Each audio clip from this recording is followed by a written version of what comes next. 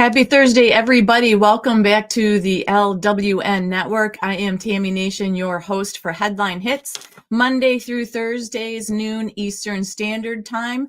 We have one more today until we wrap it up for the week with the headlines. So thank you so much for joining me. And if you haven't already, please make sure that you like, share, and subscribe to the channel as we're working to build this network. We are also available on YouTube and Rumble as well.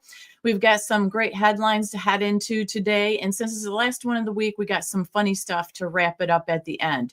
So let's go ahead. Thanks again for joining me. And we're going to get headed into this headline hits for today. The first article that we have to talk about is KASH Patel. He took to X yesterday to announce a major breakthrough in the fight against public corruption. Following efforts with our interagency partners, he said, I can report that a career director level employee at U.S. Customs and Border Protection has been charged with allegedly attempting to defraud FEMA as well as lying to federal agents. KASH continued, this is part of the new FBI's renewed efforts to crack down on public corruption and deliver accountability for the American people. He said, justice will be done. It is Serena Baker Hill, 55. She's a Detroit-based CBP overseeing the Center for Excellence and Expertise over Automotive and Aerospace Engineering. She thought she could pull a fast one, apparently, on the hardworking American taxpayers, according to a press release. And in a freshly unsealed federal complaint, Baker Hill exploited a federal disaster declaration after floods hit Michigan in August of 2023. She applied for FEMA aid, claiming her basement was damaged and that she couldn't live in her own home while repairs were underway. FEMA, trusting her word, handed over the cash for home repairs and 2 months of rental assistance to cover temporary housing costs. However, she didn't use a dime of that money for rent, hotels, or utilities. Bank records exposed that she pocketed the funds while cozying up in her supposedly unlivable home. Video surveillance even caught her and her husband living there like nothing was wrong, and utility records show no drop-off consistent with an empty home. When questioned by federal agents from the FBI and CBP's Office of Professional Responsibility, Baker Hill mentioned and maintained that her innocence is there, asserting that she had never committed fraud or any legal activity against the government. The FBI's Detroit Border Corruption Task Force, CBP, OPR, and the Department of Homeland Security's Office of Inspector General jointly conducted the investigation.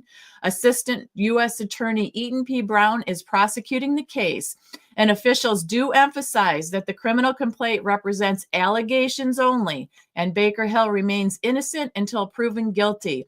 Upon completion of the investigation, prosecutors will determine whether they pursue any felony indictments. As we continue on here, the next story talks about ICE officials. In a briefing with the media on Wednesday, the agents said they had arrested about 33,000 illegal aliens across the United States from January 20th to March 10th, surpassing the 33,000 at-large arrests of illegal aliens ICE made under former President Joe Biden in the fiscal year of 2024. The arrests spanning less than 2 months also outpace the number of criminal illegal aliens Biden's ICE agency arrested in the fiscal year of 24, when just 32,000 were taken into custody. Of those arrested, more than 1,000 were suspected gang members, far more than the 483 gang members arrested in the same time period last year, and 39 were suspected terrorists. An ICE official said the arrests were made through the 287G program, where local law enforcement's contract with ICE to keep criminal illegal aliens off their streets at large arrest, and the agency's criminal alien program. Officials also said that while Congress has funded about 47,000 ICE beds to hold illegal aliens in custody, the agency is maxed out and needs more space, a critical component of federal immigration enforcement. And a senior ICE official stated, we are working with Congress to get more beds, noting that the agency is looking to massively expand detention space but needs more funding from Congress. Still unclear is the total number of deportations of illegal aliens since Trump took office in January. And when asked about the total, a senior ICE official said he did not have it in front of him, but such efforts are stronger and better than ever. The next article we have is going to be sensitive for people. They're going to have high emotions one way or another.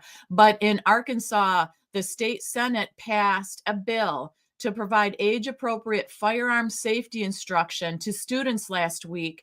And the Arkansas Department of Education will be working with the Arkansas Game and Fish Commission to develop a plan. Act 229, also known as House Bill 1117, will require public school districts and open enrollment public charter schools to annually provide students with instruction on firearm safety. The bill's sponsors say the idea came from conversations among neighbors.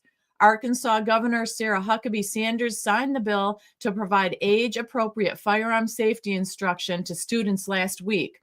All of our children play together and invade, and whatever home, and she said, all of the children play together and invade whatever home happens to be the play of the day. And in that process, they may go to a neighbor's home and discover that unsecured firearm and how they would react, said Rep. Richardson. His name is Scott Richardson. So basically, they're trying to put together something that will provide safety courses for children that is going to provide safety, whether they go to somebody's home and experience it or their own, finding weapons. They want to make sure that children know how to handle the weaponry. We've seen so many different instances of accidents that happen because children have no idea how to handle weapons and they're not locked, and the stories go on and on. The bill says it will empower the Arkansas State Game and Fish Commission to work with the Division of Elementary and Secondary Education to create and approve age-appropriate firearm safety courses. Now, methods discussed in the bill range from videos to online sources and even mentions the possibility of an off-campus commission-approved firearm safety course in conjunction with a live fire exercise or sporting event. Although these are just options being discussed at the time, the bill does state that if an option of live fire training is approved, parents obviously will have to give consent. So it's not like the last administration putting things into effect for our children, like the physical changes, they were able to endure surgeries without parents' consent or identifying themselves as whatever they wanted without parents' consent or knowledge. This is going to have complete and utter parent consent for this to take off. And also in an off-campus commission-approved firearm safety course, if it's provided in cooperation with a live fire exercise or sporting event, the provider of the off-campus commission-approved firearm safety course and the public school district or open enrollment public charter school in which the participating student is enrolled, they're going to have to obtain prior written approval from the participant's student's parent, their legal guardian, a person standing in for the parent to the participating student. So no matter where they hold this course, off campus, on campus, a sporting event, they do have to have written approval. The parents to be able for these children to participate. So that's also reassuring as well. Nothing should be done at this level without parents' approval, obviously. The committee is going to also be responsible for determining the earliest grade appropriate for students to begin receiving that training. And instruction is supposed to begin the 2025 to 2026 school year. So like I said, that is going to be a hot topic for many people. We're going to have to see if other states and schools do participate in this program or develop their own. Yesterday, another story outside of the White House. We saw Elon Musk gifting President Trump a red Tesla. They were having a good time talking about how the vehicle looks, and allowing reporters to ask questions and make comments.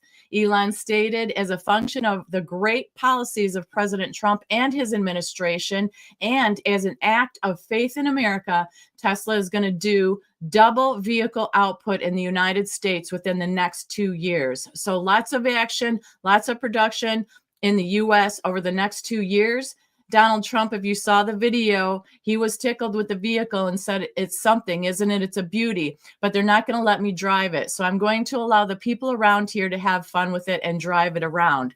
Well, while Elon was showing President Trump one of his Teslas, Trump proceeded to say he would label those who violently attack Tesla dealerships and other American companies who provide jobs to Americans as domestic terrorists. And just in, a trans woman, which is a man pretending to be a woman, who goes by the name of Lucy Grace Nelson, has been arrested for firebombing a Tesla storefront in Colorado. And another instance happened yesterday in North Charleston, South Carolina, when a masked man attempted to burn down a Tesla charging station with a Molotov cocktail, and he ultimately set himself on fire. He apparently spray painted a nasty message. It was a swear word, an expletive saying Trump, screw, or whatever the bad word was, Trump, but long live Ukraine. And it was spray painted on a bank near the charging station. So people at the location started calling for help, and the masked individual fled the scene on foot while flames were spreading across his back. So far at this time, no identification has been made, nor an arrest. The incident resulted in an estimated $60,000 in damages to the Tesla infrastructure.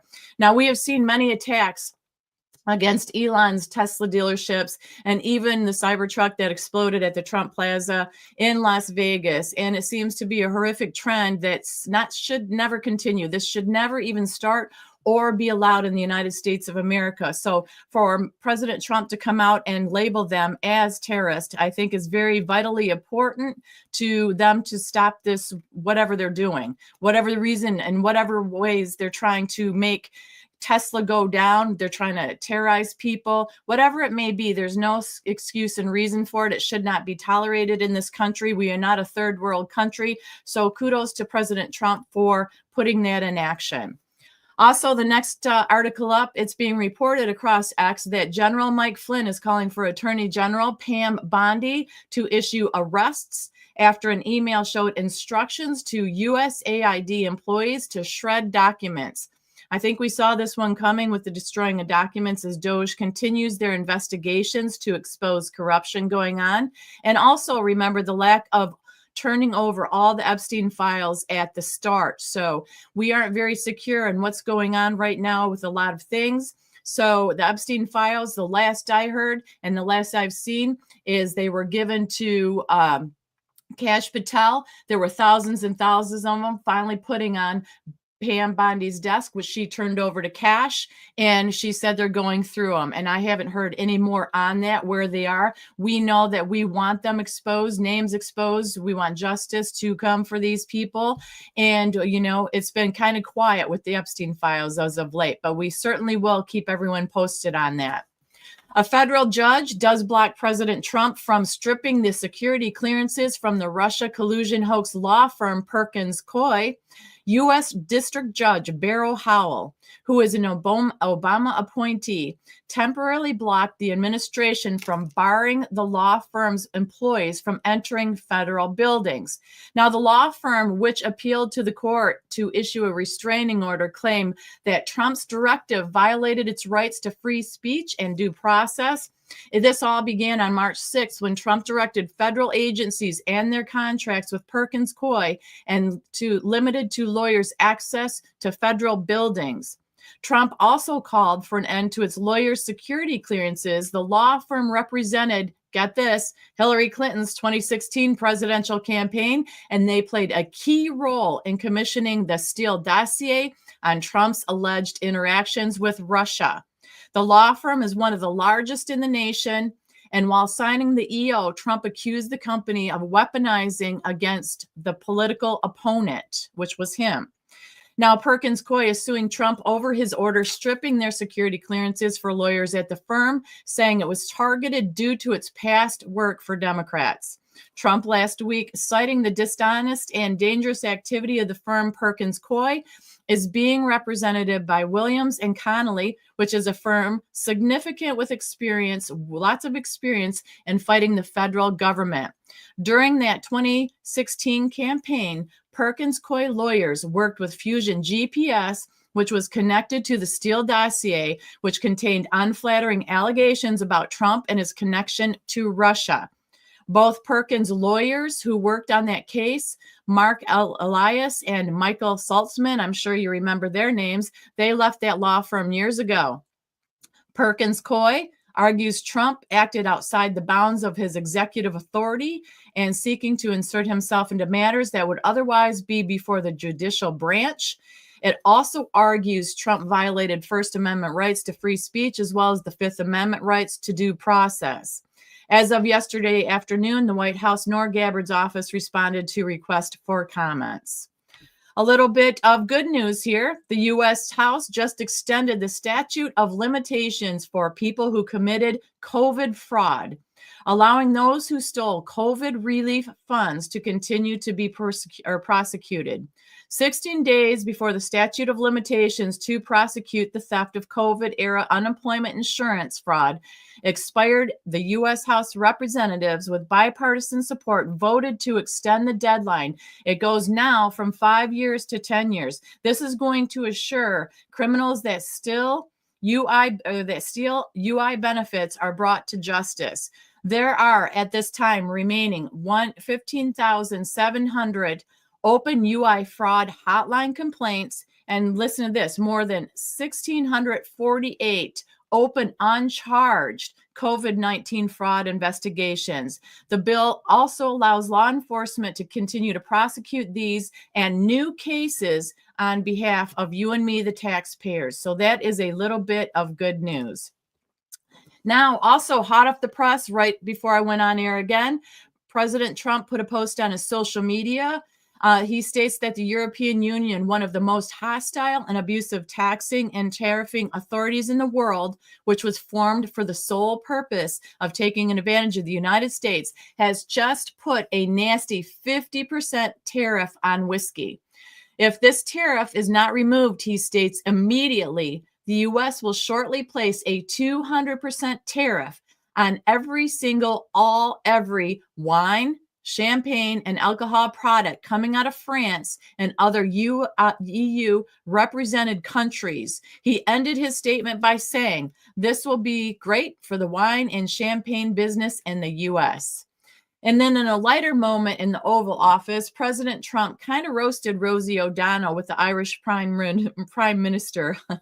Reporter Brian Glenn asked, "Ireland is known for a very happy, fun-loving people. Why in the world would you let Rosie O'Donnell move to Ireland?"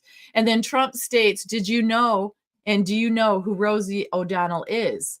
And the Irish Prime Minister just kind of looked, and then Trump said, "Well, you're better off not knowing." So if you guys haven't seen or didn't know or hear, Rosie O'Donnell made a social media post stating she moved to Ireland and would possibly consider moving back to the States should it be a place for equality and fairness to all people. So I got to ask you guys, are you going to miss Rosie O'Donnell? In another meltdown of sorts, our crazy guy, Bernie Sanders, came out and he said, "This is the scariest time of my life." Sanders says right now, under President Trump, is the most terrifying time of his life. You know, these are all, the scariest times in my lifetime, he says. That's all I mean. I think that's objectively the truth. He is now trying to end what the founding fathers were pretty smart about creating, a form of government where they were checks and balances, legislative body and executive body, that judiciary. So he's moving aggressively, President Trump, in all of these areas. Yeah, that was gravity in my voice. This is a scary, scary moment for me. So you guys, let's keep in mind and put this in perspective. Bernie is 83 years old. He lived through the Cuban Missile Crisis when the Soviet Union and United States were on the brink of nuclear war.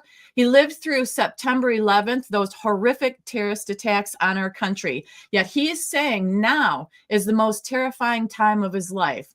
I guess why in his statement, Bernie stated that it is objectively true, because it is his opinion. So it's incredible to me to see how some of these people are just so dramatic about so many things that don't seem as dangerous as the things they've lived through or the things that have been in the past administration. So it's just amazing when you see the breakdowns, the outbursts of these so-called either political people like Bernie or these people that we lift up, actors, actresses, singers, and they have all these meltdowns. It is completely crazy to me. So that's what I have for you guys today. This is the last headline hits of the week. I will be back Monday, 12 o'clock Eastern Standard Time for the return of headline hits on LWN Network. Have a wonderful weekend. Make sure, please, on your way out, you do like and share this channel for us. And, just a little note, in the craziness we have going on in this world, let's make sure that we be kind to one another, that we laugh and we don't take things so serious. We have to have a little laughter in there every now and again. Whether it's a good day or a bad day, you have the choice to turn it into a good day. It can start off bad, end bad. It's up to you how your attitude is. And also dare to be different out there. Dare to be boldly, faithfully who you are in you. Be open-minded to have a conversation with somebody that maybe doesn't agree with you, and just enjoy the conversation. Let's not be so knot-headed, so stubborn. Let's be open to share views and opinions and make America great again together.